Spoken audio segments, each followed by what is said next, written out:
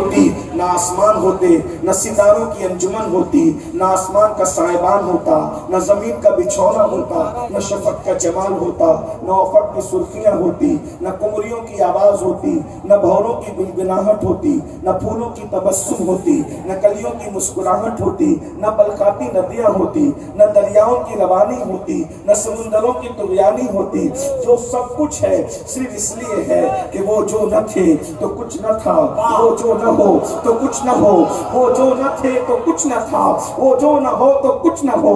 جان ہے وہ جہان کی، جان ہے تو جہان ہے۔ اس دن ہمارے آقا تشریف لائے اور یہ عیدوں کی عید ہے۔ آپ اندازہ فرمائیں دنیا کے اندر کوئی دن ایسا نہیں ہے جو سب کے لیے خوشیوں کا دن ہو، اس لیے کہ اگر کوئی دن کسی کے لیے خوشی کا ہے تو وہی دن کسی کے لیے غم کا ہے۔ اللہ اکبر، زمانے میں کوئی بھی دن سب کے لیے خوشی کا دن نہیں آتا۔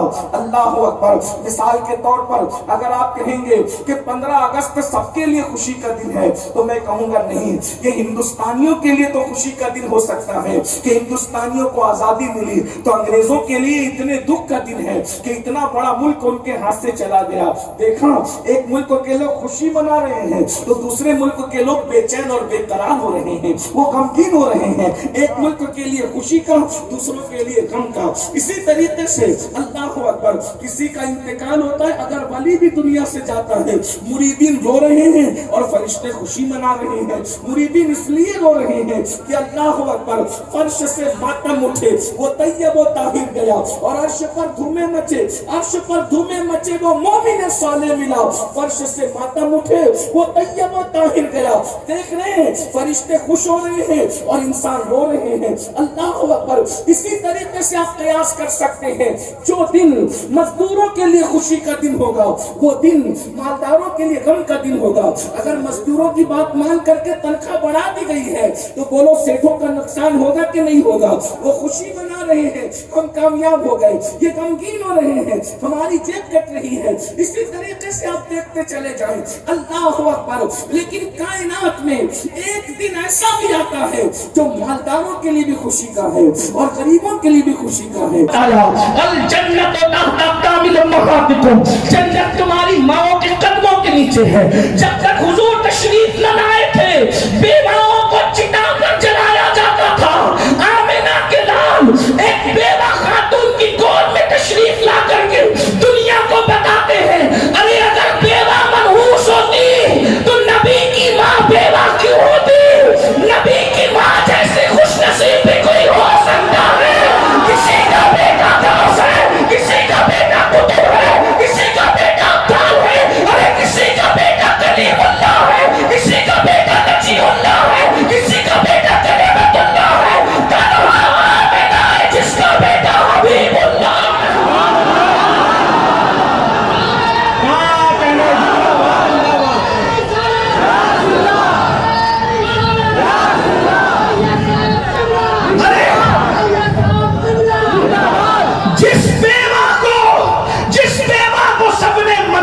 جان کر کے چاہے وہ رسوا کیا تھا، میرے نبی نے انہی بیواؤں کی عزت بڑھا دیا۔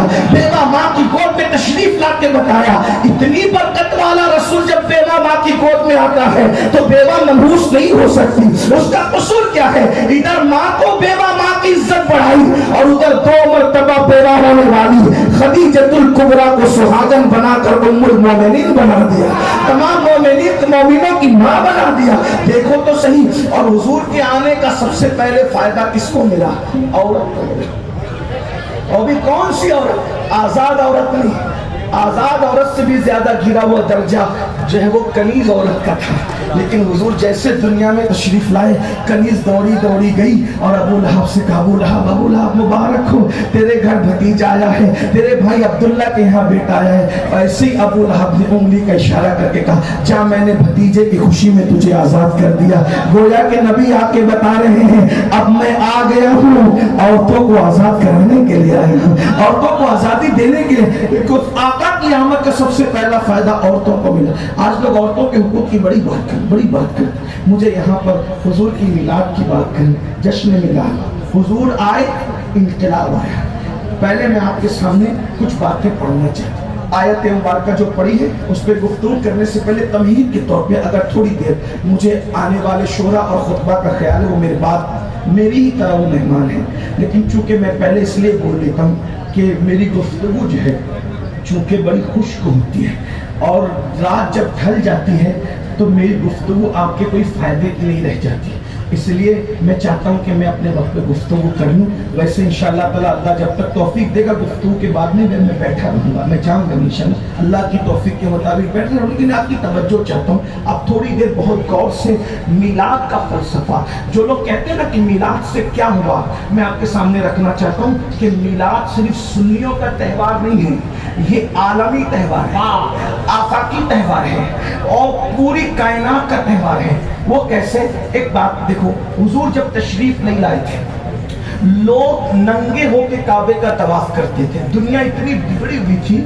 اللہ کے گھر کا طواف ننگے ہو کے کرتے تھے، اللہ کے گھر پر کعبۃ اللہ پر 360 بت رکھے ہوئے تھے، اور زنا کرنے کے لیے جب کوئی عورت نہ ملے تو وہ بکریوں سے اور جانوروں سے تک زنا کرتے تھے۔ اخلاقی گراوٹ کتنی تھی، اور سب سے بڑی بات یہ آج جو دہشت گرد لوگ ہیں ان کی تو ہم لوگ مخالفت کرتے ہیں دہشت گردوں کی، لیکن آپ کی خاص نوجوانوں کی خاص توجہ، آج کے دہشت گردوں کی اہل سنت نے ہمیشہ مخالفت کی ہے، کیونکہ ہم صوفیہ کے ماننے والے لوگ ہیں، ہمارے یہاں کسی کے ہاتھ کی مالا توڑنا بھی جائز نہیں ہے، تو جب ہاتھ کی مالا توڑنا بھی جائز نہیں ہے، ارے مالا ٹوٹتی ہے تو موتی بکھرتے، آپ کی اگر توجہ میری طرف ہے تو ادھر سنیں، یہ بات نہیں کرے، توجہ اس طرح حضور کا ذکر ہو رہا ہے، کوئی کسی کا ذکر نہ کرے، بس اب یار کا ذکر ہوگا بس، اور کسی کا ذکر نہیں، توجہ فرمائیں، مالا ٹوٹتی ہے تو موتی بکھرتے ہیں، لیکن جب سر کسی کا الگ کیا جاتا ہے تو اس کا پورا خاندان بکھرتا ہے نا، تو ہمارے یہاں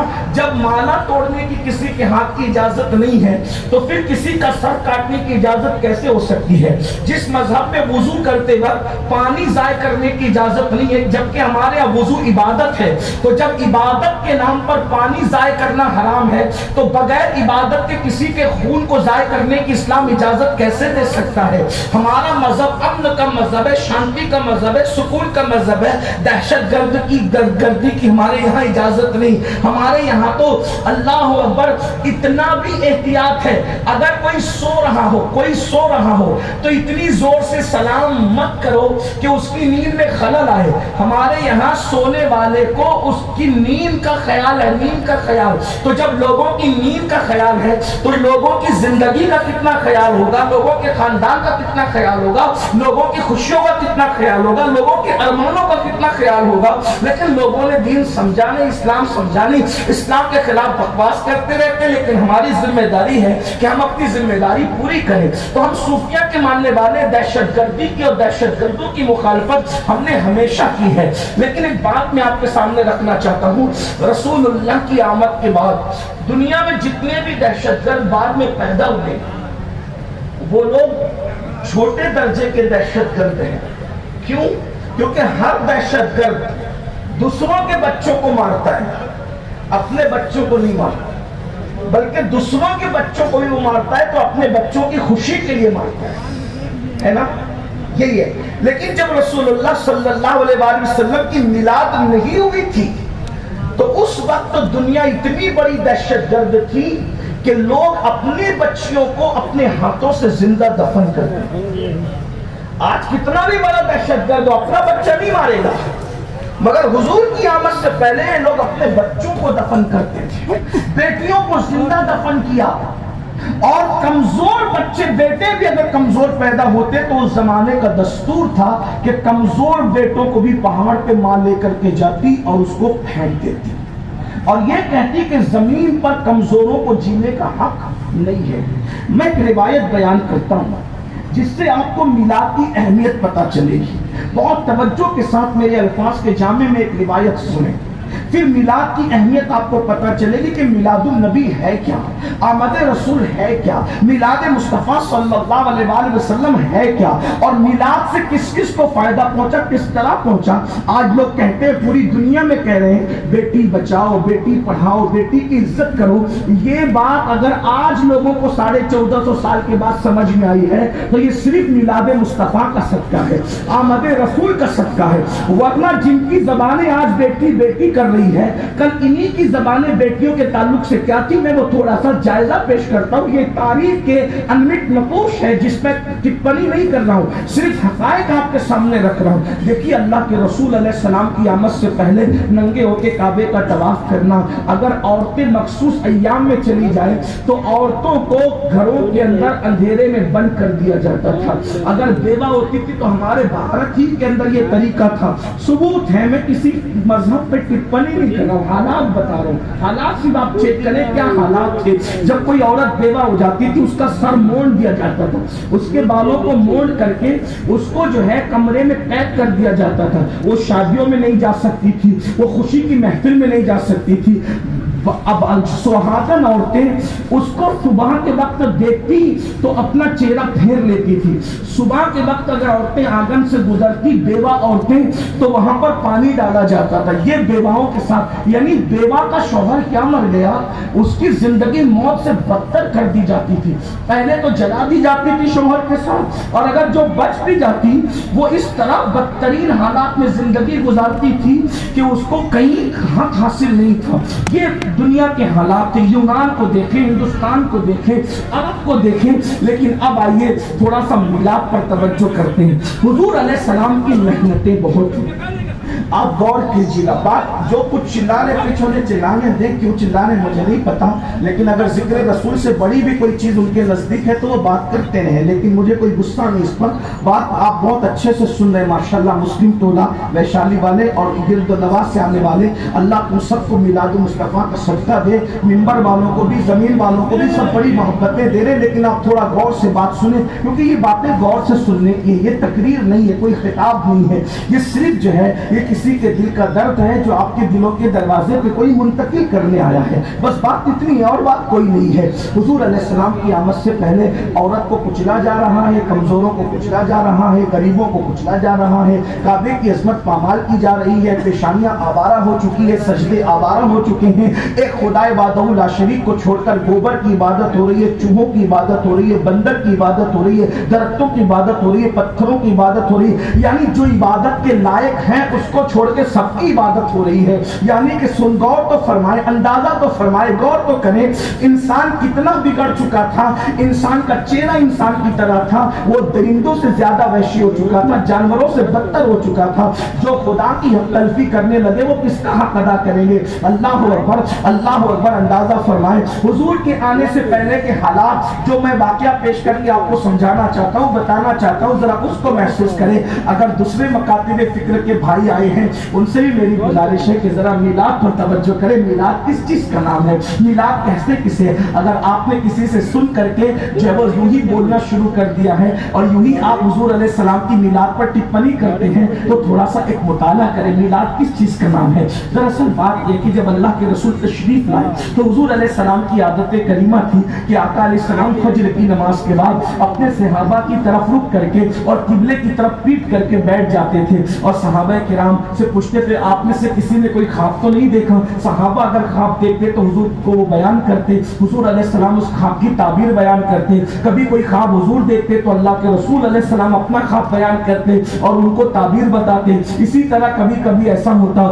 زمانے جاہلیت کی باتیں، یعنی حضور علیہ السلام کی آمد سے پہلے کی باتیں نکل جاتی تو کبھی صحابہ رو پڑتے، کبھی مسکرا پڑتے۔ کبھی کبھی ایسا ہوتا کہ حضور فرماتے وہ زمانے جاہلیت کے فلاں شاعر نے ایک شعر کہا تھا، کسی کو یاد ہے تو سناؤ، اس کا شعر کیا تھا وہ سناؤ۔ یعنی حضور کی ایک محفل تھی جہاں رونا بھی تھا، جہاں مسکرانا بھی تھا، جہاں تبسم بھی تھا، جہاں تکلم بھی تھا۔ ایک محفل میں ساری انجمنیں سمٹ آتی تھی۔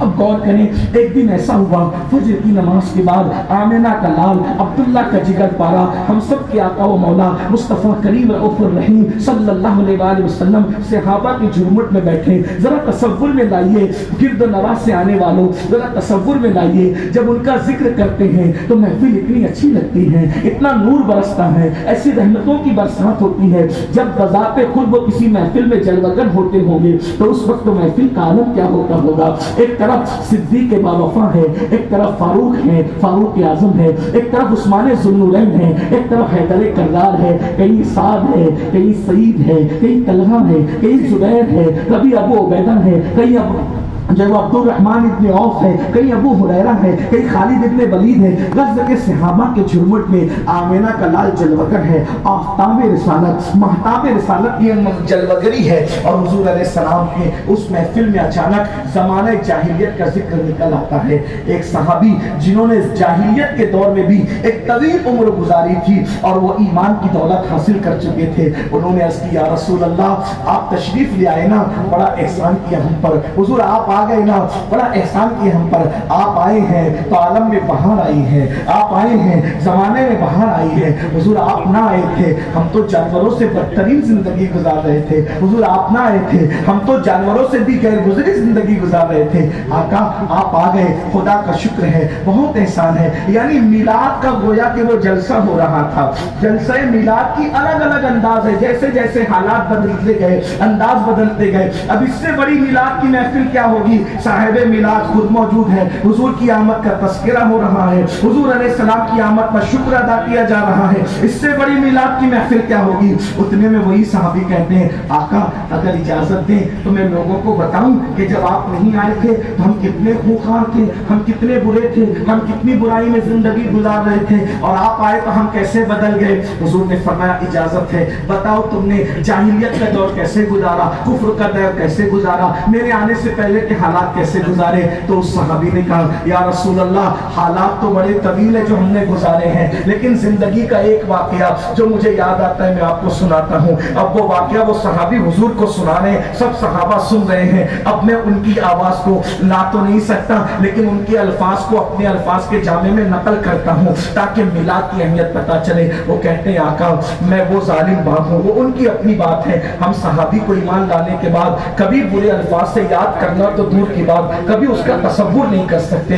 لیکن صرف بیک گراؤنڈ سمجھ میں آ جائے, صحابی کے جذبات سمجھ میں آئے. آدمی اپنے بارے میں جو چاہے کہے, ہم نہیں کہہ سکتے. ہر صحابی تو ہمارا آقا ہے, ہمارا مولا ہے. ہزاروں غوث و کتب اور ابطال کسی صحابی کے قدموں کے مرتبے کو نہیں پہنچ سکتے. بس یہی بات ہے, اس لیے ہم ہر صحابی کا احترام کرتے ہیں. ان کے بارے میں ہلکی بات سوچنا, ہلکی بات کرنا ہمارا مسلک ہی نہیں ہے. جیسے ہم ہر نبی کی تعظیم کرتے ہیں, ہر صحابی کی تعظیم کرتے ہیں, ہر اہل بیت کی تعظیم کرتے ہیں, ہر ولی کی تعظیم کرتے ہیں. بھائیو ہمارا مسلک ہی مکمل ادب ہے. اہل سنت کا ہے بیڑا پار, اصحاب حضور نجم ہے اور ناؤ ہے, اطرت رسول اللہ کی. ہمارا تو حال یہ ہے کہ خدا نے دو ہاتھ ہمیں اس لیے عطا فرمائے ہیں, ایک ہاتھ میں صحابہ کا دامن ہے اور ایک ہاتھ میں اہل البیت کا دامن ہے. لیکن صرف وہ حالات سمجھ میں آ جائے, وہ اپنے بارے میں جو کہہ رہے ہیں اپنے الفاظ کے جامع میں, وہ کہتے ہیں آقا ہم اتنا ظلم کرتے تھے یا رسول اللہ. میں وہ باپ ہوں کہ جس نے اپنے ہاتھوں سے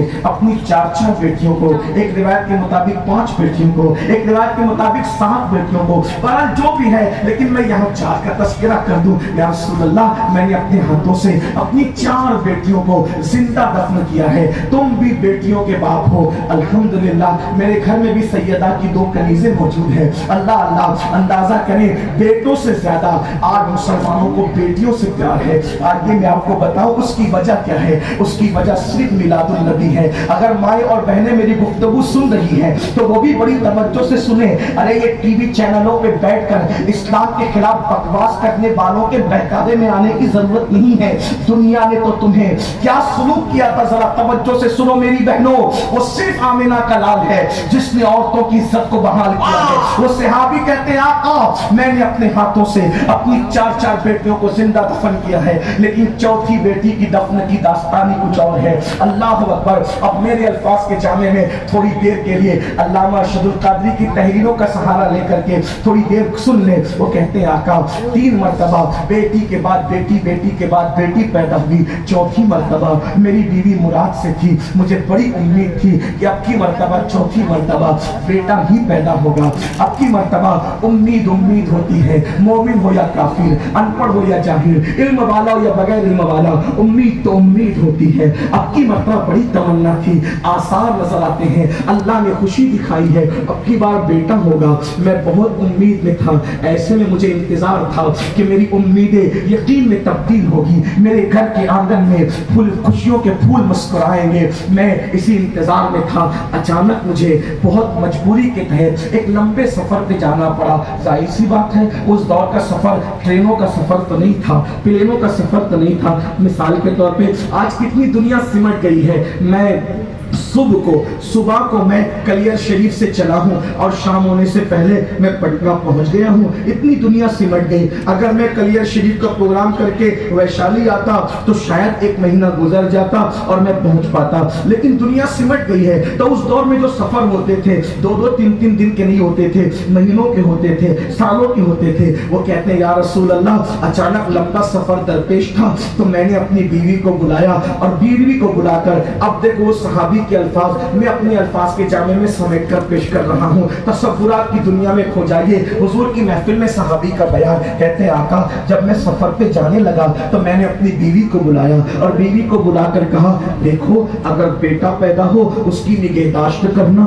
उसका ख्याल करना, उसकी परवरिश करना, लेकिन हाँ अगर पहले की तरह बेटी पैदा हो तो फिर तुम उसको जिंदा मत रखना, बल्कि जैसे मैंने कब्र खोद करके उसको दफन कर दिया था 3 बेटियों को, वैसे चौथी को भी तुम दफन कर देना। गोया के एक बाप अपनी बीवी को अपनी बेटी के हवाले से ये वसीयत कर रहा था सफर पर जाने से पहले कि जब तेरे यहाँ बेटी पैदा हो तो तू ममता का इजहार न करना, ममता का इजहार न करना, बल्कि नागिन बन करके उसको डस लेना। अल्लाह अकबर। अंदाजा फरमाए बेटी का ये हाल था, बेटी के बारे में तसव्वुरात थे। और उसके बाद फिर मैं सफर पे चला गया और जब बहुत तवील अरसे के बाद मैं सफर से वापस आया तो मैंने अपनी बीवी से सबसे पहला सवाल ये किया, बताओ जो अमानत मैं तुम्हारे पेट में छोड़ करके गया था उस अमानत के बारे में तुम क्या कहती हो। मेरी बीवी ने मुझसे झूठ बोला और उसने कहा, मेरे सरदार मुर्दा बच्ची पैदा हुई थी, मैंने फेंक दिया, बात आई गई हो गई, अब मैं अपनी नॉर्मल जिंदगी गुजारने लगा। एक दिन ऐसा हुआ या रसूल अल्लाह, जो घर आने का मेरा टाइम था उसके अलावा, यानी उस टाइम के अलावा जल्दी से मैं घर आया तो मैंने क्या देखा कि मेरे घर के आंगन में मेरी बीवी एक नन्ही सी 4 साल की बच्ची के साथ खेल रही है। वो बच्ची की शक्ल हूबहू मेरी तरह थी, वो मेरी हमशक्ल थी और मेरी बीवी को वो माँ कह के पुकारती थी। मैंने पहली मर्तबा अपने घर के आंगन में कोई बेटी देखी थी, इसलिए कि हमारे यहाँ बेटी का क्या तसव्वुर था, बेटी का मतलब शैतानत, बेटी का मतलब बेबरकती, बेटी का मतलब नहूसत, बेटी का मतलब तबाही, बेटी का मतलब बर्बादी। हम बेटी को ये सब कुछ समझते थे, शैतान का दूसरा रूप हम बेटी को समझते थे, बेबरकती का सबब हम बेटी को समझते थे, नहूसत का सबब हम बेटी को समझते थे। मैंने 4 साल की अपनी हमशबी बेटी को अपने आंगन में देख करके गरजदार आवाज में पूछा, कौन है ये बच्ची? तो मेरी बीवी मेरे कदमों में गिर गई और कदम पकड़ कर कहने लगी, मेरे सरदार आप पूछते हैं बच्ची कौन है? दरअसल मैंने आपसे झूठ बोला था। बात यह है, ये मेरी और तुम्हारी मोहब्बतों की निशानी है, ये मेरी और तुम्हारे प्यार की निशानी है। 4 बेटियां हो गई है, 3 को तो दफन कर दिया, अब 5वीं मर्तबा पता नहीं मैं माँ बन सकूंगी कि नहीं बन सकूंगी, इसलिए चौथी बच्ची को ममता की वजह से बचा लिया है। तो अब इसको दफन मत कीजिएगा, इसको मारिएगा मत, इसको जो है वो इसकी जिंदगी मत खत्म कीजिएगा।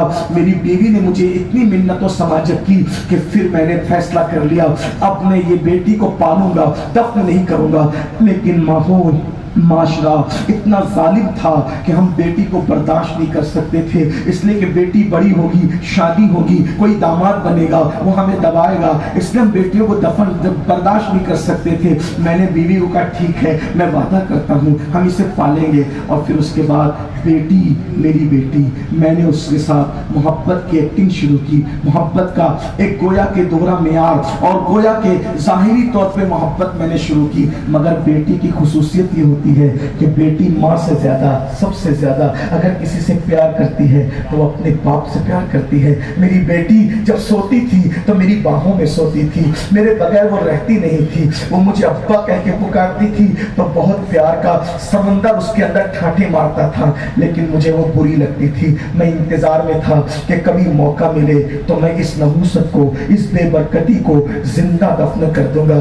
ایک دن میں نے میری باہوں میں سونے والی بیٹی کو اپنے باہوں میں لٹایا اور میں انتظار کرنے لگا جب رات گہری ہو جائے، رات تاریک ہو جائے، میں اس نحوست و شیطنت کو دفن کر دوں۔ بس ایسے ہی ہوا، رات تاریک گزر گئی، رات کی سیاہ زلفیں اللہ اکبر جب اس کے گھٹنوں سے نیچے ڈھلکنے لگی، رات کی سیاہ زلفیں اللہ اکبر جب چادر بن کر افق مکہ پر گہرائی کے ساتھ چھا گئی۔ سونے والے سو رہے تھے، نشے میں دھت ہونے والے ہو رہے تھے، پاپ کرنے والے پاپ کر رہے تھے۔ اللہ اکبر اس بتوں کی گندگی اور نحوست سے کعبۃ اللہ شریف کی عظمت کو تار تار کرنے کی کوشش کی گئی تھی، لیکن قدسیان فلک رات کے آخری حصے میں کعبۃ اللہ کے طواف کے لیے نازل ہو رہے تھے۔ سارے مکے کے دروازے بند تھے، اچانک ایک دروازہ اس رات کی گہرائی میں کھلتا ہے اور ایک باپ سونے والی بیٹی کو اپنے ہاتھ میں لے کر کے خاموشی کے ساتھ باہر نکلتا ہے، بیوی کی آنکھوں سے بچا کر، اس کی نیند کا فائدہ اٹھا کر۔ غور کریں، ایک باپ کے ہاتھ میں ایک 4-4.5 سال کی بچی ہے اور وہ لے کر کے باہر نکلتا ہے۔ جیسے ہی وہ اپنی بیٹی کو لے کر باہر نکلتا ہے، سوچئے اس طرح سے تو آج بھی کئی باپ لے کر کے باہر نکلتے ہیں، لیکن حضور کی میلاد کے پہلے کے باپ کے اس طرح نکلنے میں اور آج کے باپ کے اس طرح نکلنے میں آپ نے کوئی فرق محسوس کیا ہے؟ فرق یہ ہے، کسی بھی مذہب کا باپ ہو، کسی بھی مسلک کا باپ ہو، آج جب بیٹی کو ایسے لے کر کے نکلتا ہے تو یقیناً اس کی بیٹی بیمار ہوتی ہے اور وہ دوا خانے کی طرف دوڑتا ہے اور کہتا ہے ڈاکٹر میری پوری پونجی لے لے مگر میری بچی کو بچا لے۔ یہ میلاد کے بعد کے جذبات ہے، ہر مسلک کا باپ، ہر مذہب کا باپ۔ اور اس سے پہلے ایک باپ نکل رہا ہے ہاتھ میں بیٹی کو لے کے تو زندہ دفن کرنے کے لیے، اور اس کے بعد وہ باپ کہتا ہے یا رسول اللہ جب میں جلدی جلدی چلنے لگا تو میرا پیر پتھر سے ٹکرایا، میں زمین پہ گر گیا، جب زمین پہ گرا ہوں تو میری بچی دور گری ہے، میں گرا ہوں لیکن اس بچی کی نیند اس ٹھوکر کی وجہ سے زمین پہ گرنے سے کھل گئی۔ میں اٹھا، جلدی سے میں نے اٹھا، سنبھلا، اور اس سے پہلے کہ میری بیوی کو خبر ہو اور وہ دوڑتی بھی آئے اس بچی کو بچا لے، میں نے بچی کو اٹھایا تو بچی جاگ چکی تھی۔ وہ رو کر کہتی تھی بابا تمہیں کہیں چوٹ تو نہیں آئی؟ بابا تمہیں کہیں، بیٹی تو بیٹی تھی نا، بابا تمہیں کہیں چوٹ تو نہیں آئی؟ اللہ اکبر، آقا اس کے اس معصومانہ جملے پر بھی میرا دل نہیں پگھلا۔ میں نے کہا چلو، اس بچی نے کہا آپ مجھے اندھیرے میں کہاں لے جا رہے ہیں؟ میں نے کہا چلو۔ جب وہ چلنے کے لیے تیار نہ ہوئی اور اس نے اپنی ماں کو پکارا تو یا رسول اللہ میں نے اس کو گھسیٹنا شروع کیا، پہلے ہاتھ پکڑ کے گھسیٹا، جب اس نے کہا میں نہیں آؤں گی، امی کہاں ہے، اندھیرے میں مجھے ڈر لگتا ہے، بابا آپ مجھے کہاں لے جا رہے ہیں؟ یا رسول اللہ شیطان مجھ پر اتنا غالب تھا کہ جب ہاتھ پکڑ کر میری بیٹی میرے ساتھ چلنے کے لیے تیار نہ ہوئی تو اس وقت میں نے اس کے بالوں کو پکڑا اور بالوں کے ذریعے سے گھسیٹ کر کے میں اس کو وہاں لے جانے لگا۔ مکے کے لوگ جہاں اپنی بچیوں کو زندہ دفن کرتے تھے، یا رسول اللہ وہ مجھ سے بار بار کہتی تھی بابا مجھ سے قصور کیا ہوا ہے، مجھ سے غلطی کیا ہوئی ہے، آخر محبت نفرتوں میں کیوں بدل گئی ہے؟ وہ باہوں میں سنانے والا باپ آخر مجھے لے کر کہاں جا رہا ہے؟ یا رسول اللہ میں نے کہا ظالم تیرا باپ تجھ سے کبھی پیار نہیں کرتا تھا، تو نے مجھے باپ مانا تھا لیکن میں نے تجھے کبھی بیٹی نہیں مانا تھا۔ بلاخر یا رسول اللہ المختصر گھسیٹنیوں میں وہاں لے گیا جہاں کعبۃ اللہ کے سامنے آج بھی ایک قبرستان ہے۔ حج کو جاؤ، عمرہ کو جاؤ تو جاؤ اور جا کر کے ننھی ننھی قبروں کو دیکھ کر اندازہ کرو کہ میلاد کے پہلے کے حالات کیا تھے، میلاد کو سمجھتے کیا ہو ظالموں؟ اللہ اکبر، اللہ اکبر۔ میں وہاں لے کر کے پہنچا اور جلدی جلدی سے میں گڑھا کھودنے لگا تاکہ شیطنت کو، نحوست کو، بے برکتی کو، بیٹی کو دفن کر دوں۔ جیسے میں قبر کھود رہا تھا اور میرے کپڑوں میں مٹی لگ رہی تھی، میری بچی روتی جاتی تھی اور کہتی تھی بابا آپ کے کپڑے گندے ہو رہے ہیں، اور اپنے ہاتھوں سے میرے بدن پہ لگنے والی مٹی کو صاف کر رہی تھی۔ یا رسول اللہ وہ میرے کپڑوں پر مٹی کا داغ دیکھنا نہیں چاہتی تھی، لیکن میں اس کے خون سے ہمیشہ کے لیے اپنے अपनी रूह को उसके खून के धब्बों से रंगीन करने जा रहा था। बिलाखिर मैंने कब्र खोदी और कब्र खोद करके उस बच्ची ने कहा, बाबा आप क्या करेंगे? मैंने उसको उठाया और उस गड्ढे के अंदर फेंक दिया। फेंकने के बाद मैंने चाहा जल्दी जल्दी से जिंदा दफन कर दूं। अल्लाह अकबर। मैं इधर से मिट्टी डालता, वो कहती मुझसे कोई गलती हो तो माफ कर दे बाबा, और गलती बता दे, मैं आज के बाद कोई गलती नहीं करूंगी, लेकिन आप मुझे दफन न करें या रसूल अल्लाह। चूंकि वो बड़ी हो चुकी थी, बच्चियों को जिंदा दफन करना तो आसान था, जो चंद दिन की थी, चंद लम्हे की थी, ये 4 साल के ऊपर की हो चुकी थी, कभी इधर होती कभी उधर होती। मैंने सोचा ये शैतानत को अगर मैं दफन न कर सका तो फिर बहुत मसले दरपेश होंगे। तो मैंने सोचा पहले इसको मार डालूं और मार डालने के बाद फिर दफन करूं। आका करीब में एक बड़ा सा पत्थर पड़ा था, मैंने उठाया और उठाने के बाद जोर से उसके सर पे दे मारा। एक चीख निकली और वो चीख हमेशा के लिए उस जंगल के अंदर खामोश हो गई। और ममता का गला इस तरह एक बाप ने अपने हाथों से काट दिया।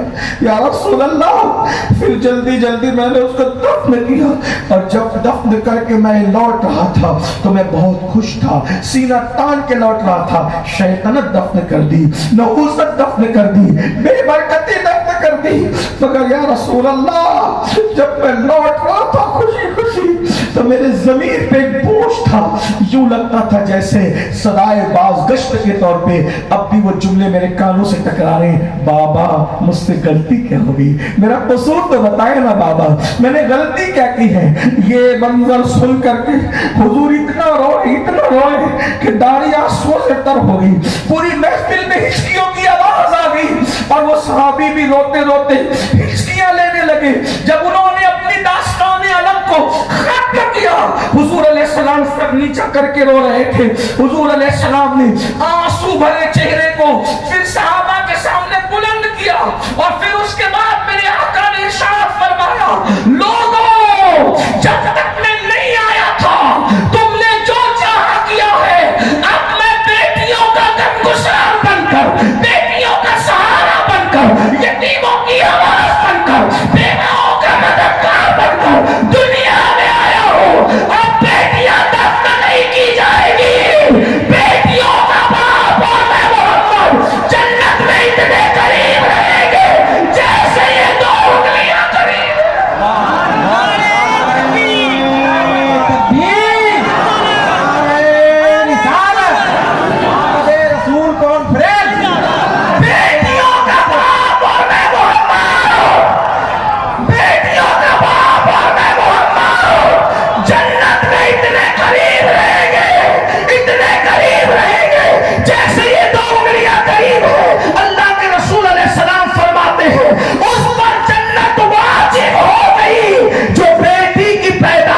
खुशी करता है, अच्छा नाम रखता है, अच्छी तरबियत करता है और अच्छे घराने में उसकी शादी कर देता है। अल्लाह अकबर। फरमाया मैं मोहम्मद बेटियों का बाप बन करके आया हूँ। यहाँ तक कहा गया, अल्लाह अकबर, जब किसी के घर में बेटी पैदा होती है तो फरिश्ते उसके घर में नाजिल होते हैं, फरिश्ते नाजिल होते हैं और चारों तरफ से उसको घेर के कहते हैं, ऐ नन्ही जान से पैदा होने वाली नन्ही जान, जब तक तू इस घर के अंदर मौजूद रहेगी हम भी तेरे साथ साथ इस घर में मौजूद रहेंगे। यानी कि बेटों के बाप को तवज्जो करना, बेटों का बाप होना की बात नहीं, अल्लाह बेटों का बाप भी सबको बना, उससे नस्ल चलती है, लेकिन बेटों के बाप को बरकत के तावीज की जरूरत पड़ सकती है। बेटी होना वो फजीलत है कि जब तक बेटी घर में तब तक रहमत के फरिश्ते घर में रहते हैं। ये बेटी है। अल्लाह अकबर। अंदाजा फरमाए। अब आपसे पूछता हूँ, वो मसलक के लोग जो मिलाद के मुनकिर हैं, मैं कोई गाली नहीं दे रहा हूँ, लेकिन जरा गौर करो मौलवी साहब, आप मिलाद के मुनकिर हो, अगर आप बेटी को सीने से लगा के माथा चूम रहे हो तो ये आपके दारुल की मेहनत है या मिलादुन नबी का इनकलाब है? क्या है? अगर दूसरे किसी मजहब का इंसान, अगर किसी दूसरे मजहब का इंसान अपनी बेटी को अपने सीने से लगा करके, लोग कहते हैं कि हम मर्द के लिए क्या कहते हैं, ही कहते हैं, और औरत के लिए क्या कहते हैं, शी कहते हैं। इसका मतलब स्पेलिंग बढ़ गई ना, मतलब हम औरतों को बड़ा हुआ मानते। मैंने कहा हाँ, आपने तो जिंदा दफन किया था। ये ही और शी में अगर आप एक लफ्ज बढ़ाकर औरत की इज्जत का इजहार करते हैं तो ये सिर्फ आमिना के लाल की आमद का सदका है, मिलादुल नबी का सदका है। आज जो बेटियां पूरी दुनिया में जाके तहकीक कर लो, मशरिक से लेके मगरिब तक, अगर आज बेटी जल नहीं रही है, अगर आज बेटी दफन नहीं हो रही है, अगर आज बेटी की जिल्लत नहीं है, अगर आज बेटियां इज्जत पा रही है, उसका एक ही सबब है, मिलाद मुस्तफा सल्लल्लाहु अलैहि वसल्लम। मिलाद मुस्तफा सल्लल्लाहु, ये मिलाद की महफिल है, ये मिलाद की बरकत है। बेटियों को इज्जत मिली, मिलाद की बरकत है। बेवाओं को इज्जत मिली, मिलाद की बरकत है। यतीमों को इज्जत मिली। मेरे आका अलैहिस्सलाम के प्यारे दीवानों, हुजूर क्यों तशरीफ लाए? हुजूर के आने से पहले हालात ये थे, हुजूर पैगंबर इनकलाब बनकर आए। हमारे नबी पैगंबर इनकलाब, खत्म कर रहा हूं समेटते, पैगंबर इनकलाब है हमारे आका। वो कैसे? हुजूर के आने से पहले बेटियां दफन होती, तवज्जो करना, मैं अब समेटने लगा हूं। बेटी, हुजूर के आने से पहले बेटियां दफन होती थी, हुजूर के आने के बाद बेटियों से प्यार हुआ। ये इनकलाब अब कितनी मुद्दत पे? सिर्फ 23 साल की मुद्दत, सिर्फ 23 साल की मुद्दत। हुजूर के आने से पहले बेटियां दफन हो रही हैं। 23 साल की कलील मुद्दत में हुजूर ने इतनी मेहनत की लोगों पर कि वो लोग जो अपने हाथों से अपनी बेटी को दफन करते थे, जब एक जंग के मौके पर यतीम बच्चियां मस्जिद नबवी में लाई गई कि ये यतीम बच्चियां हैं, तो उस वक्त सहाबा ये कहते थे मुझे 4 चाहिए, मुझे 5 चाहिए, मुझे 6 चाहिए। ये मंजर देख करके लोग रो रहे थे। कहां अपने हाथों से बेटियां दफन करते थे और हुजूर की सोहबत का असर क्या है? अब दूसरों की यतीम बच्चियों को परवरिश करने के लिए, दूसरे से झगड़ा करने के लिए तैयार है।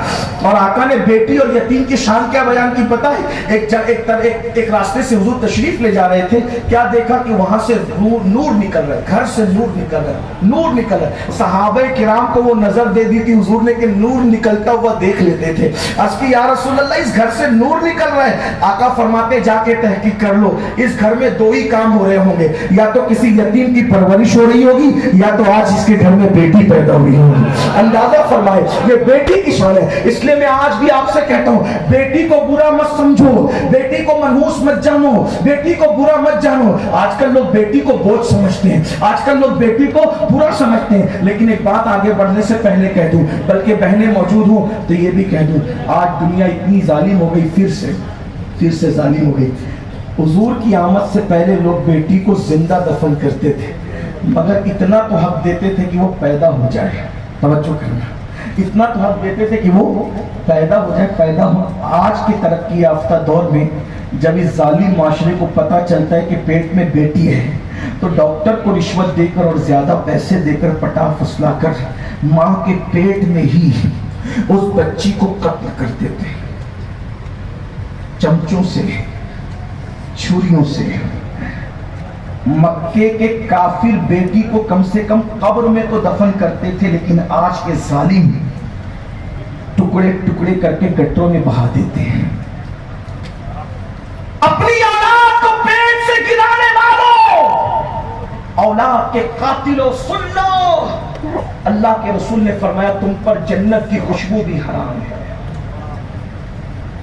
जो मां के पेट से बच्चों को गिराते हैं गुर्बत के खौफ से, जहेज के खौफ से, शादी की महंगाई की बुनियाद पर, आका इरशाद फरमाते हैं कि ये बच्चे जिनको मां के पेट से गिराया जा रहा है, क़यामत के दिन बगैर सर के उठेंगे और अल्लाह की अदालत में अर्ज करेंगे, मौला इन माँ बाप से, जालिम से पूछ के हमने क्या गलती की थी जिसकी सजा दी गई, क्या हमें दुनिया में आने से पहले कत्ल कर दिया गया?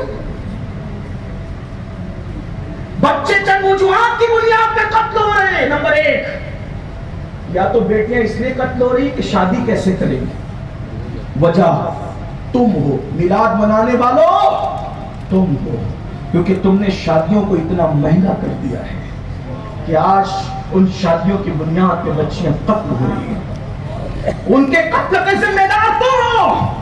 और बड़ी माजरत के साथ खो करे हमद से थोड़ा सा किला भी सुन ले, मिलाद की ये महफिल मनाना शायद तुम्हें काम ना आए। माफ करना, माफ कर देना, और माफ नहीं कर सकते तो मुझसे बात कर लेना, मैं बात करने के लिए।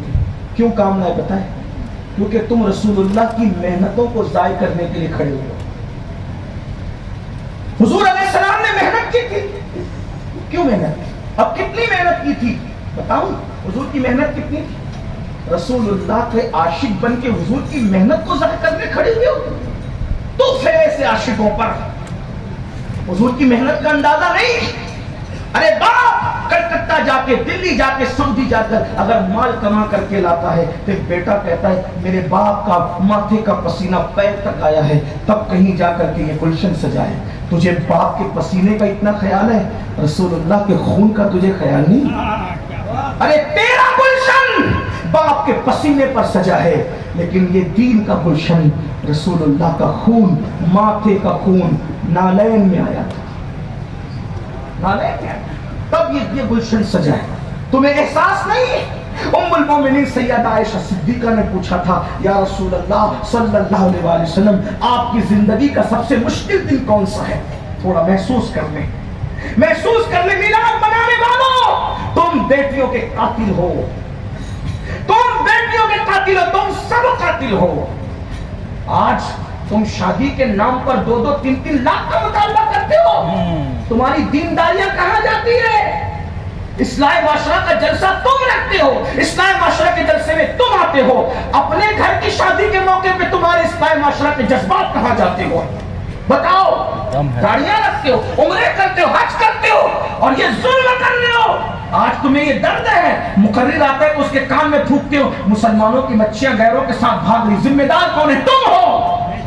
बिल्कुल, गरीबों की बच्चियों के साथ शादियां नहीं करते, तुमने इतना महंगा कर रखा है। बिहार, बंगाल, यूपी में लड़के वाले जुल्म कर रहे हैं, कश्मीर में लड़की वाले जुल्म कर रहे हैं, पूरा मुल्क चल रहा है। कोई है ऐसा जो ये सोच सके कि मेरे नबी ने बेटी की आबरू बचाने के लिए मेहनत कितनी की थी? उस मेहनत को 2-3 जुमलों में सुन लें, दिल पे नक्श कर लें। उम्मुल मोमिनीन सैयदा आयशा पाक ने पूछा आका आपकी जिंदगी का सबसे मुश्किल तरीन दिन कौन सा है? फिर खुद ही कहने लगी, चूंकि हुजूर से बहुत करीब थी और हुजूर की बारगाह में जिसको कहते हैं ना कि किसी का इतना फ्री हो जाना कि इंसान मुंह लग जाता है। हुजूर बहुत प्यार करते थे उनसे, उनके बिस्तर पे कुरान नाज़िल होता था, वो जो चाहती थी सवाल कर लेती थी। तो कहती थी सबसे मुश्किल दिन आपकी जिंदगी का कौन सा था? फिर खुद ही स्टेटमेंट दे दिया, ओहद का दिन मुश्किल था ना आपके लिए, जिस दिन आपके दंदान शहीद हो गए थे, घोड़े से आपको जमीन पे डाल दिया गया था, घुटने फट गए थे, पूरा जिस्म लहू लहान था, हुजूर खुद नहीं चलते थे, सहाबा उठा करके पहाड़ पे ले गए थे, पूरे जिस्म से लहू रस रहा था। आपके जिंदगी का सबसे मुश्किल दिन ओहद का दिन था ना आका? हुजूर ने फरमाया नहीं, 70 सहाबा शहीद हुए थे ओहद के दिन, वो मुश्किल दिन नहीं था। अमीर हमजा का कलेजा चबाया गया था। मेरी जिंदगी का वो मुश्किल दिन इतना मुश्किल था लेकिन सबसे मुश्किल नहीं था। अमीर हमजा की नाक, कान, होठ, उंगलियां काटकर रस्सी में पिरोकर हार बनाकर पहनने वालों ने गले में पहना था, बाजू में बांधने वालों ने बाजू में बांधा था, पाजेब की शक्ल में पैर में डाले गए थे, कलेजा चबाया गया था। उस दिन हजरत हंजला पहली रात का दूल्हा शहीद हुआ था, 70 सहाबा की लाशें पड़ी थी। सरकार कहते हैं मुश्किल तो था आयशा, लेकिन सबसे मुश्किल दिन मेरी जिंदगी का वो नहीं था। फिर पूछा हुजूर कौन सा था? तो मेरे आका ने फरमाया ताइफ का दिन मेरी जिंदगी का सबसे मुश्किल तरीन दिन था आयशा। अर्ज़ की हुजूर उसका क्या दास्तान है? फरमाया आयशा जब मक्के वालों ने मेरी बात नहीं सुनी तो मैं ताइफ गया, 15 दिन, 1 महीना या 40 दिन तक, 3 रिवायतें मिलती है, मैं वहाँ रहा। मैंने वहाँ के लोगों को समझाया, उन्होंने नहीं माना, बल्कि उन्होंने गालियाँ दी, पीठ के पीछे छोकरे लगा दिए, वो चिल्लाते थे पागल पागल पागल, और आगे 2 कतार लगा करके खड़े थे, उनके हाथों में पत्थर थे। मैं जैसे ही गुजरता तो मुझ पर पत्थर बरसा। आज हम लोग जब तकरीर करने जाते हैं, नात पढ़ने जाते हैं, दीन की खिदमत करने जाते हैं, तो ये एहसास तड़ पाता है गुलामों के लिए फूल बरस रहे, बल्कि गुलाम भी नहीं, डायरेक्ट गुलाम दर गुलाम दर गुलाम दर गुलाम, बल्कि उनके दर के सगाने बेहुनर इन पे फूल बरस रहे, नजराने दिए जाए, अच्छे से अच्छा खाना खिलाया जाए, और उसके बाद जब निकलते तो हाथ जोड़ते मेजबान कहता है हज़रत कोई गलती हो तो माफ कर दे। ये हम लोगों के लिए, जबकि हम दीन की खिदमत नहीं कर पा रहे, लेकिन अपने रसूल के लिए क्या हुआ? मुसलमानों, मेरी कौम के जवानों, کیا ہوا؟ آقا فرماتے 2 قطار لگا کر کے وہ کھڑے تھے اور مجھ پہ پتھر مار رہے تھے. پتھر سر سے لے کر کے پیر تک مارتے تھے، لیکن خاص طور پہ عائشہ وہ میری پنڈلیوں پہ پتھر مارتے.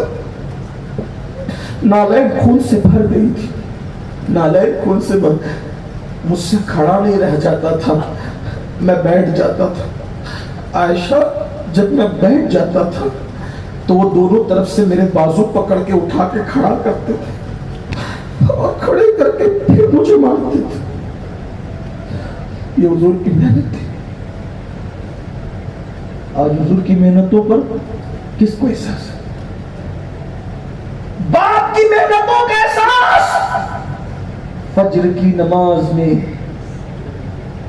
بے سد سو کر کے مسجدوں کو ویران کرنے والوں، کیا سمجھتے ہو کہ صرف جھنڈے اور کمکمی اور یہ جلسے تمہیں قیامت کے دن بخشوا لیں گے حضور کی محنتوں کا احساس کیے بغیر؟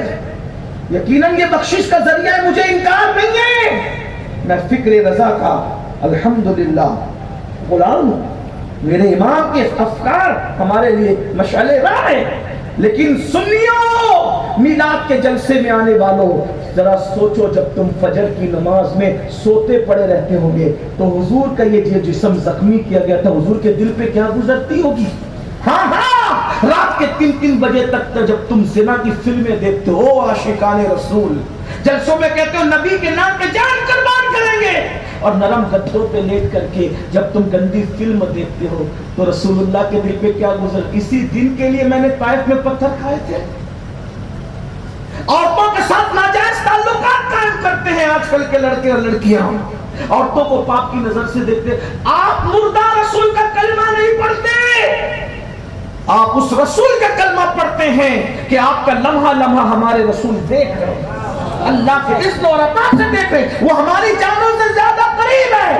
بتاؤ، جب کوئی محنت کرتا ہے، یہ صرف جلسہ محنت سے سجا، اگر اس جلسے کو خراب کریں گے نا تو جلسہ بنانے والے، جو جلسہ جنہوں نے منعقد کیا، امام صاحب ہو یا ان کی کمیٹی ہو، امین القادری بھی اگر جلسہ خراب کرے گا اچھا نہیں لگے گا، بولے کہ دوسری بار اس کو مت بلانا. سید ہوگا اپنے گھر کا، ہمارا جلسہ خراب کر گیا.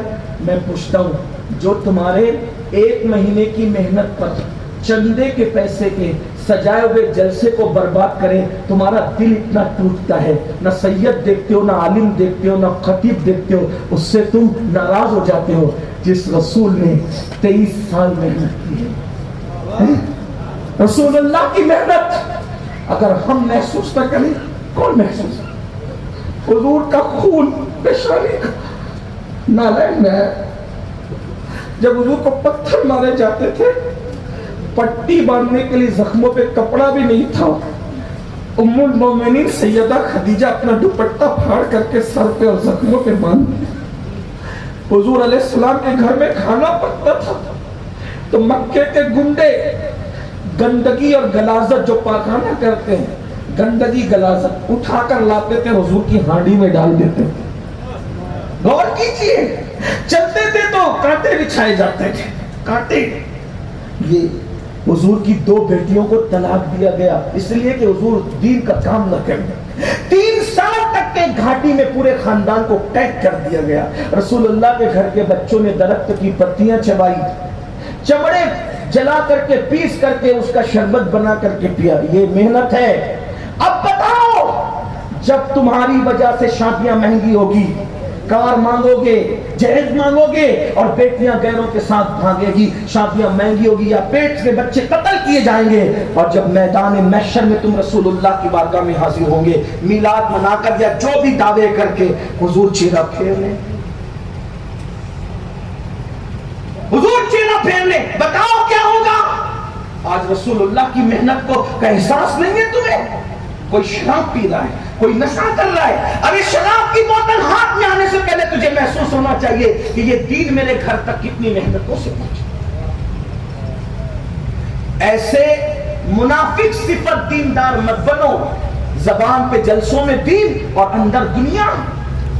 جب تم بیٹے کا رشتہ طے کرنے جاتے ہو تو مولانا کیا کہتے ہیں؟ مولانا میری بیوی نہیں مان رہی ہے، وہ جہیز کا مطالبہ کر رہی. اتنے فرما بردار ہو بیوی کے، ہر دن تم چلاتے ہو بیوی کو اور شادی کے موقع پہ تمہیں بیویاں نظر آتی، بہانے سب مانگ رہے ہیں. اور اگر میری یہ گستاخی معاف ہو تو میں ہندوستان کی زمین پہ یہ ضرور کہہ رہا ہوں کہ صرف دنیا دار لوگ نہیں، دیندار طبقہ بھی اس لعنت میں ملوث ہے. کیا جواب دو گی اللہ کو؟ کیا جواب دو گی؟ اگر واقعی میلاد منانا ہے تو انقلاب کا حصہ بنو اور آج سچے دل سے طے کرو مجھے خوش کرنے کے لیے نہیں، اپنے نبی کو، میلاد والے رسول کو جس کے ذریعے سے میں جنت لینا ہے ان کو خوش کرنے کے لیے کہ انشاءاللہ اب میں اپنی شادی کروں یا اپنے بچوں کی شادی کروں. جو کنوارے وہ اپنی شادی کے بارے میں، جو اولاد والے وہ اپنی اولاد کے بارے میں یہ حضور سے وعدہ کریں، مجھ سے نہیں، کہ یا رسول اللہ اگر آپ کی امت کی بیٹیاں جیش کی وجہ سے پیٹ میں قتل ہو رہی ہے یا عورت کے ساتھ بھاگ رہی ہے تو جب میں اپنے بیٹے کا نکاح کروں گا تو انشاءاللہ میں یوں کہوں گا کہ بغیر جہیز کے نکاح کروں گا. اگر میرا سمدھی دینا بھی چاہے گا تو میں کہوں گا جا کسی اور موقع سے دے دینا، لیکن جہیز کا خاتمہ کروں گا اور اللہ اکبر بغیر جہیز کی شادی کر کے دنیا کو بتاؤں گا کہ نبی کے نام پہ جان دینا بھی جانتے ہیں اور بدعت کا خاتمہ کرنا بھی جانتے ہیں.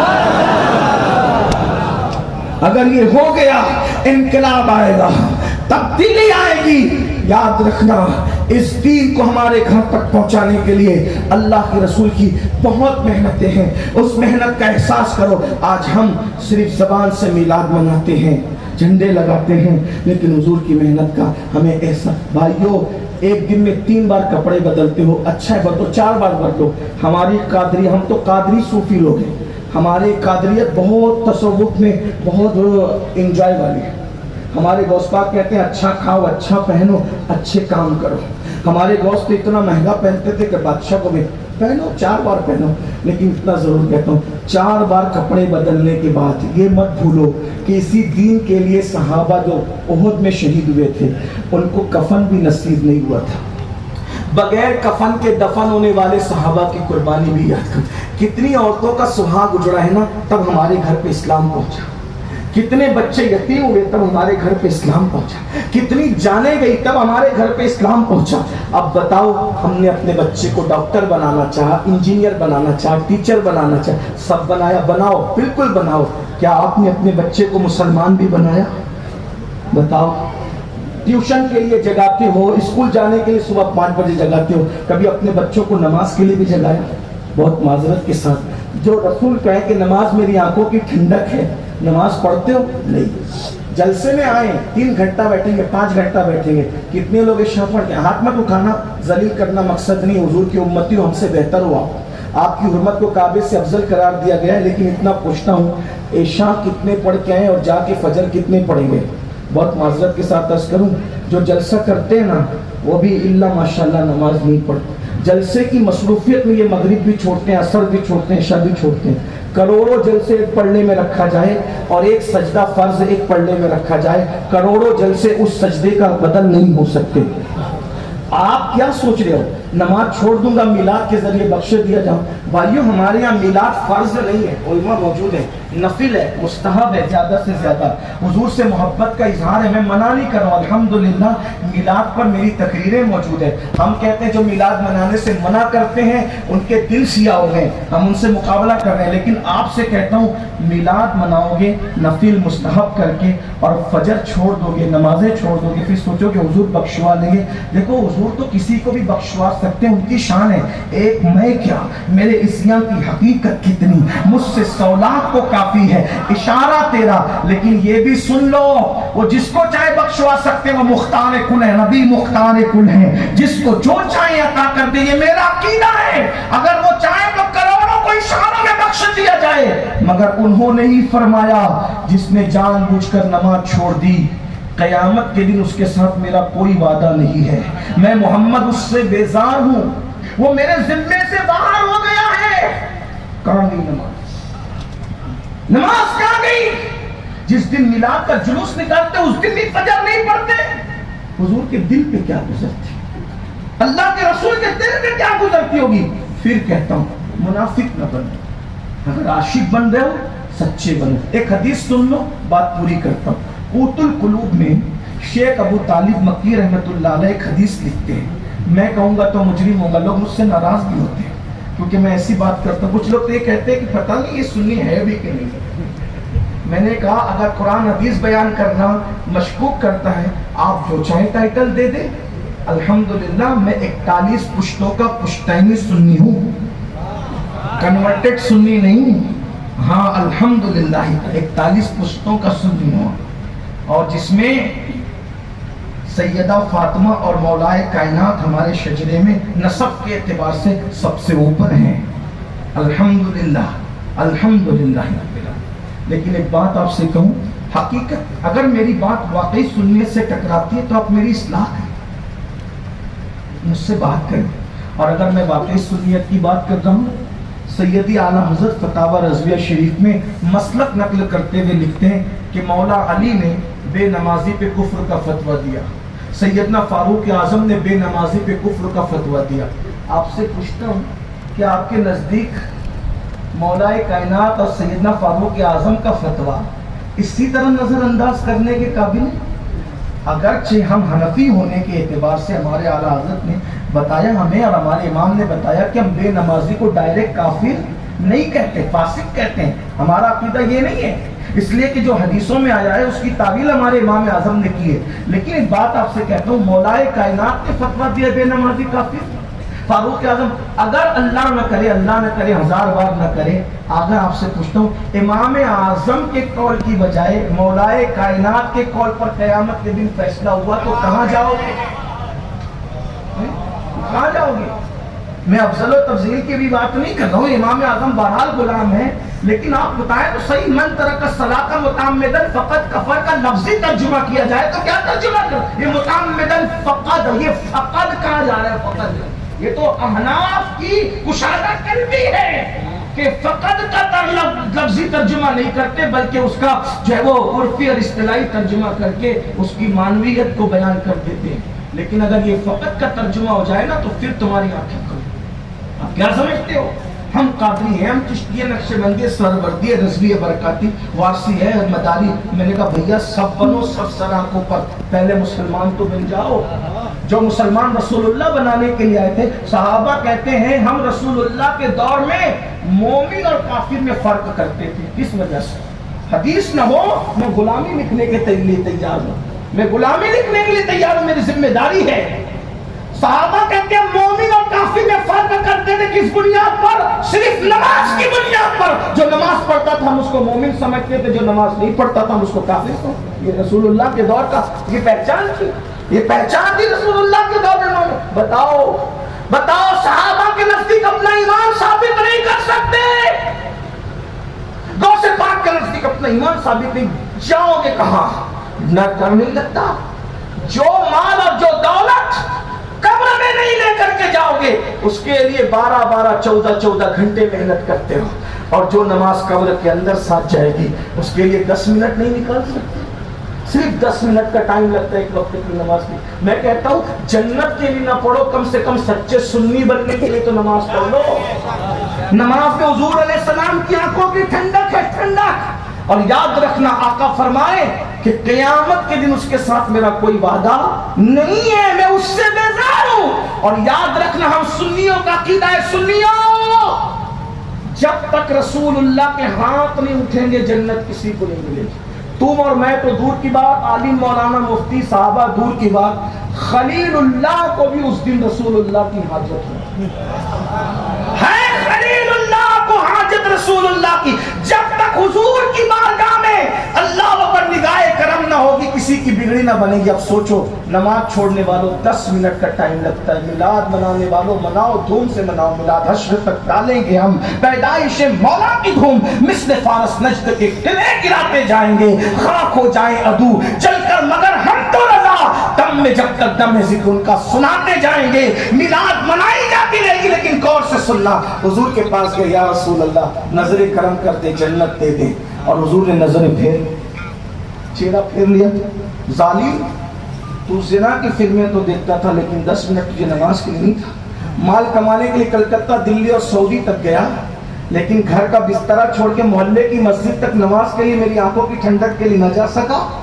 بولو یہ دنیا ہے بے وفا ہے بھائیوں. اولاد کے لیے جو کما کے جما رہے ہو جماؤ, بہت جماؤ, اللہ تمہیں خوب دے, میں منع نہیں کرتا ہوں, لیکن یہ سب اولاد عیش کرے گی عیش. جیتے جی بچے 24 گھنٹے میں خیریت کا فون نہیں کرتے ماں باپ کو, یہ مرنے کے بعد مغفرت کی دعا کریں گے یہ مصلوب بچے ہیں؟ خود سوچو, سعودی چلے جائیں, دلی چلے جائیں, کلکتہ کمانے کے لیے بوڑھی ماں انتظار, اس کو تو بڑا فخر کہ میرا بچہ سعودی میں ہے, میرا بچہ دلی ہے, میرا بچہ کلکتہ میں. 24 گھنٹے میں فون نہیں آتا بوڑھے ماں باپ. بتاؤ نا, عبرت لے لو عبرت. اللہ سب کے بچوں کو نیک بنائے, لیکن عبرت لے لو کہ جو بچے 24 گھنٹے میں ہمیں جیتے جی فون نہیں کر رہے ہیں, وہ ہماری مغفرت کے لیے دعا کیا کریں گے؟ جو کچھ کرنا اپنے لیے کر لو, یہیں سے کر لو, اپنے ہاتھوں سے کر لو. لا تنس نصیبک من الدنیا, دنیا سے اپنے نصیب کا مت بھولو, سوائے کفن کے کچھ نہیں لے جاؤ گے. سب یہاں بہویں راج کرے گی, بیٹے راج کرتے رہیں, لیکن آپ کا ہمارا کوئی نہیں ہے. قبر میں کیڑے چلیں گے, ان موٹے موٹے نرم نرم خوبصورت جسموں میں کیڑے چلیں. بہت گھمنڈ ہے نا اپنے نسب پر, اپنے جسم پر, اپنی دولت, کیڑے چلیں. میں کوئی بددعا کے طور پہ نہیں کہہ رہا ہوں, حقیقت ہے. ایسے کیڑے کہ ہڈیاں بھی چاٹ جائیں گے کیڑے, کیونکہ حضور سے وفا نہیں کی, نماز نہیں پڑھی, حضور کی بات نہیں مانی, صرف زبان سے دعوے کرتے رہے. مگر ہاں, اگر کوئی سچا رسول اللہ کا وفادار ہے, کیڑا چلنا تو دور کی بات, انشاءاللہ اس کا کفن بھی میلا نہیں ہوگا. لیکن کوئی وفا تو کرے. جو حدیث پڑھنے لگا تھا وہ سن لے, بات میں پوری کرتا ہوں.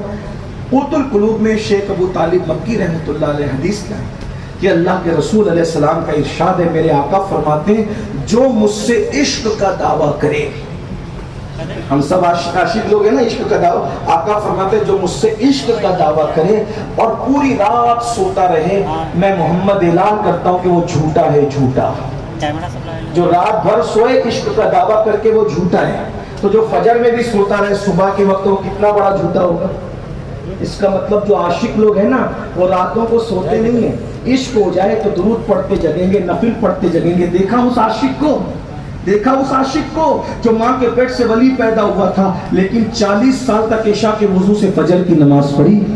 غوث پاک کو جانتے ہو کہ نہیں جانتے؟ انہیں کیا ضرورت تھی, ماں کے پیٹ سے ولی پیدا ہوئے تھے. لیکن عشق جتنا زیادہ ہوتا ہے آدمی عبادت اتنی ہی زیادہ کرنے لگتا ہے. ہم کیسے عاشق ہے کہ 3 دن تک پاک بھی نہیں رہتے, کھڑے ہو کے پیشاب کرتے ہیں. ہم کیسے عاشق ہے کہ ہفتے پر مسجد جانے کی توفیق بھی نہیں ہوتی. ایک جملہ کہہ دوں, برا نہ مانو تو, جو عشق تمہیں گھر سے نکال کے مسجد تک نہیں لے جاتا, اتنا کمزور ہے تمہارا عشق. تو جو عشق اتنا کمزور ہو جو گھر سے مسجد تک نہ لے جا سکے, وہ عشق تمہیں کبھی جنت تک نہیں لے جا سکے. عشق تو وہ ہے جس نے حنظلہ کو پہلی رات کی دلہن چھڑوا کر احد کے میدان تک لگا. عشق تو وہ ہے جس نے امام حسین کو مدینے کا آرام چھڑوا کر کربلا تک لایا تھا. عشق تو وہ ہے جس نے حمزہ کو اتنا حوصلہ دیا تھا کہ کلیجہ چبوا کر بھی مسکرا رہے تھے. عشق یہ ہے. یہ عشق والے مزے لے رہے ہوں گے, اور ہم جیسے جو صرف دعویٰ کرنے دعوے میں رہ جائیں گے. دعا کرو اللہ میں سچا عاشق بنائے. عہد کرو, بولو کرتے ہو عہد؟ آج سے نماز چھوٹے گی؟ بولو آج سے نماز چھوٹے گی نہیں. کتنے لوگ اللہ کے رسول کو گواہ بنانے کے ہاتھ اٹھا کر وعدہ کرتے ہیں انشاءاللہ 5 وقت کی پڑھیں, حضور کے نام پہ